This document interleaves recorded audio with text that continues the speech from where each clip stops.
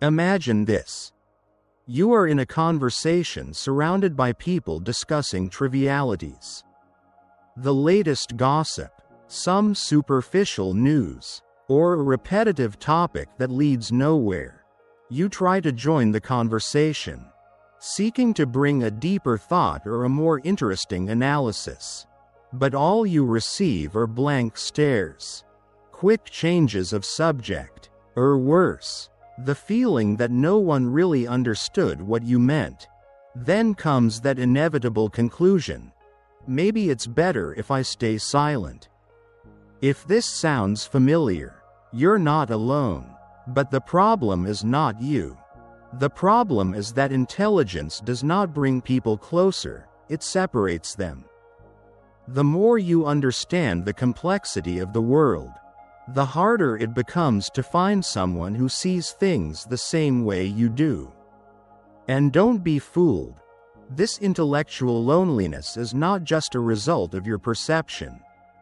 Society subtly rejects those who think differently.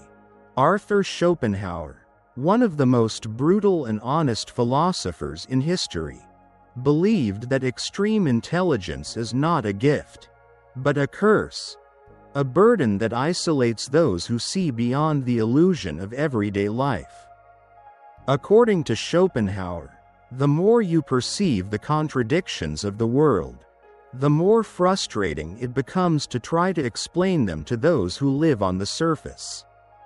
After all, most people do not want the truth, they want comfort. And here is the question.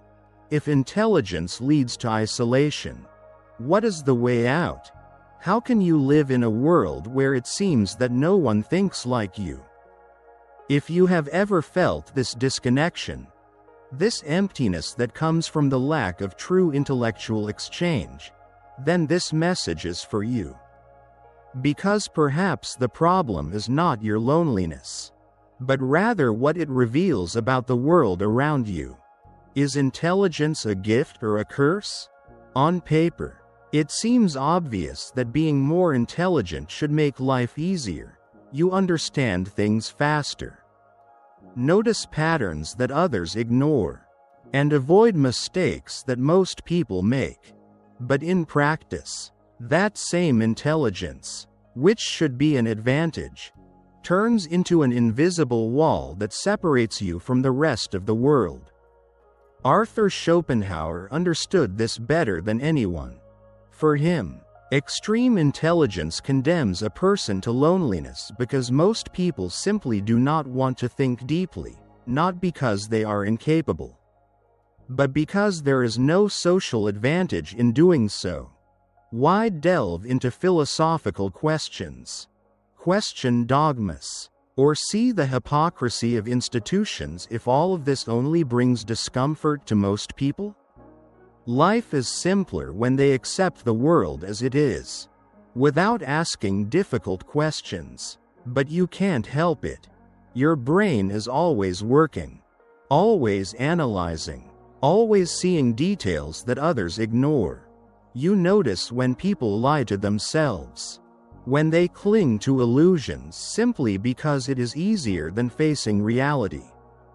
You feel the frustration of trying to explain something and realizing that no one is really listening, not because they disagree with you, but because what you say does not fit into the comfortable narrative they have constructed for themselves. And that is the central point. Society does not value truth, it values conformity. There is an invisible structure that keeps everything functioning. And this structure depends on people believing in certain illusions. That happiness lies in consumption. That success is following a predefined path. And that common sense is always right. Those who question these premises become a nuisance, a piece out of place. This explains why, throughout history, great thinkers have been rejected before being recognized. Socrates was sentenced to death for corrupting the youth simply because he asked questions that exposed the ignorance of the powerful. Galileo was persecuted for stating something as obvious as the fact that the Earth revolves around the Sun. Nietzsche was ridiculed and considered mad for challenging the foundations of Christian morality. Nikola Tesla died forgotten while others profited from his inventions. Do you think it would be different today? Technology has evolved, but human nature remains the same. We still live in a society that punishes those who think differently. Rejection may not be as explicit as in the time of the Inquisition, but it still happens today. It is social isolation, the feeling of being misunderstood, and the difficulty in finding people who truly share your worldview. This leads us to the central question: is the problem in intelligence or in the world around us? Perhaps the true reason for the isolation of the most intelligent is not a lack of social skills, but the fact that for most people, truth is something uncomfortable. What you see clearly, others prefer not to see. This voluntary blindness, this refusal to look beyond the superficial, is what creates the barrier between you and the rest of the world. If there is one thing that society fears more than anything else, it is someone who thinks independently. Most people follow an invisible script, repeating prefabricated ideas without ever questioning them. And that is the real reason why intelligence does not bring people closer, it drives them away. Think about it. When you encounter someone physically stronger than you might feel admiration. When you see someone wealthier, you may feel envy, but rarely hostility. But when you demonstrate superior intellect, the reaction is not one of admiration or envy, it is one of resistance. Because while strength or wealth are external advantages, intelligence exposes something much more sensitive: the limitations of others. The mere presence of a deep thinker forces people to confront their own cognitive flaws. And no one likes that. Intelligence acts like a mirror, reflecting what others do not want to see, how limited their beliefs can be, how superficial their conversations have become, how much they live in a cycle of distraction and conformity. And what does a human being do when they feel uncomfortable? They attack or ignore. This explains why the thinker has always been treated as a threat. Schopenhauer understood that society not only rejects those who question its structures, it punishes them. He said that the further someone distances themselves from mediocrity, the more solitary they become. Because most people simply do not want to face reality in a world that values convenience. The truth becomes too heavy a burden to bear. This rejection does not occur only on an intellectual level, it happens in everyday life. In small details, you make an interesting observation, and people look away. You bring a new point of view, and someone changes the subject. You notice patterns that no one wants to acknowledge, and you are labeled as negative or complicated. It is a subtle but constant process, a gradual distancing that pushes you to the margins simply because you see what others strive to ignore. But this rejection does not mean you are wrong. On the contrary, it means you are seeing beyond the smokescreen that keeps most people trapped in their illusions. And that is why intelligence leads to isolation, not because intelligent people choose to be alone, but because the world prefers to push them away. If you have ever felt isolated because of your way of thinking, you may have realized that this loneliness is not always imposed by others.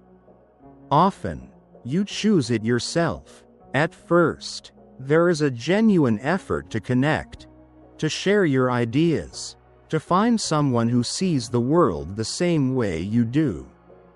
But over time, As interactions become frustrating, empty, or simply exhausting, an inevitable conclusion arises. Maybe it's better to be alone.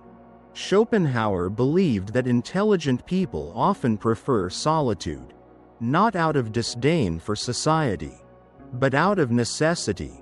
He said that for those who think deeply, the world often seems like a superficial spectacle, a theater where most people pretend to understand things they have never stopped to question. Trying to participate in this theater requires an absurd mental effort, and in the end, the reward is minimal. The price of socialization is often the frustration of conversations without substance, of interactions where one has to lower themselves intellectually just to be understood. And then the distancing happens. First, you start to avoid certain social circles because you feel that your ideas are not welcome. Then, you begin to better select your interactions, seeking conversations that have some meaning. Finally, you realize that the best company is often your own mind, not because you disdain others, but because they seem to offer nothing beyond fleeting distractions. But here lies the trap. This isolation, which at first seems like a refuge, can quickly become a prison. The mind of a thinker never stops. It is always spinning, analyzing, and questioning, without someone to exchange ideas with. Without intellectual challenges, thought can become a closed cycle where everything makes sense only within your own perspective. Intelligence can distance you from ignorance, but it can also trap you in your own bubble of understanding. That is where loneliness transforms into something deeper, a kind of psychological exile, where even when surrounded by people, you do not feel part of anything. You may even interact, laugh, and talk about trivialities, but deep down, you know something is missing. A true dialogue, a genuine exchange of ideas. The great tragedy of self-imposed isolation is that it is not a choice in the traditional sense.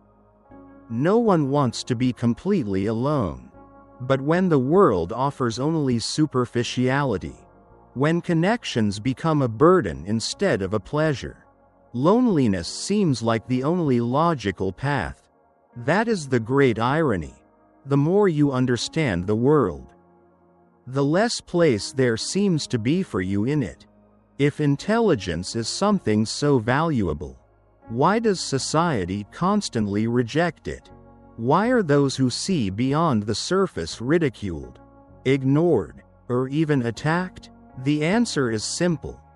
The world is not built for thinkers, it is built for conformists. Since its beginnings, society has always favored those who follow the rules, not those who question them. From school, we are trained to obey, not to think. We learn to memorize information without questioning it, to accept ready-made truths without investigating them. The student who asks too many questions is bothersome. The employee who suggests changes threatens the stability of the company. The citizen who challenges the dominant narrative is treated as a problem. Schopenhauer saw this clearly. He believed that the world was dominated by a system of collective mediocrity, where independent thought was seen as a danger. He said that most people do not want the truth, they want comfort. And the truth is rarely comfortable.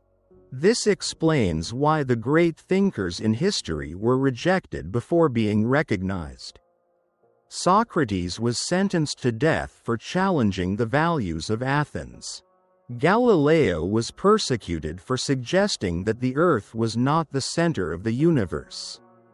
Nietzsche was called mad for exposing the contradictions of Christian morality. Even in modern times, revolutionary thinkers are often discredited before being accepted. But this resistance to intelligence is not limited to great names in philosophy and science. It happens every day in small details.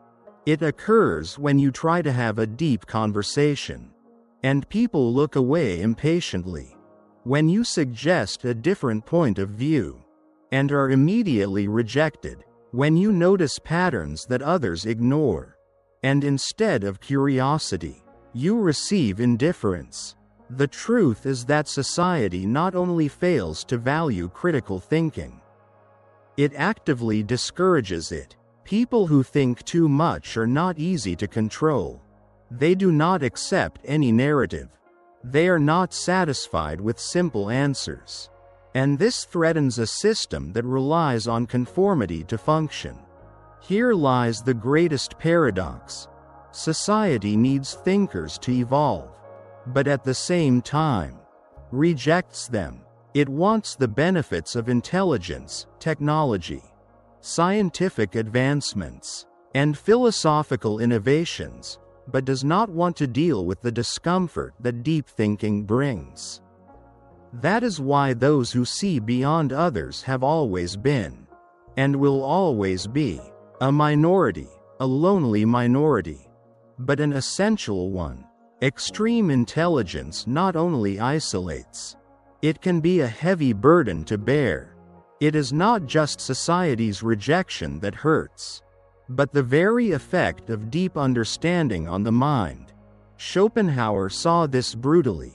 The more one understands reality, the harder it becomes harder to find pleasure in it. Most people live in illusions.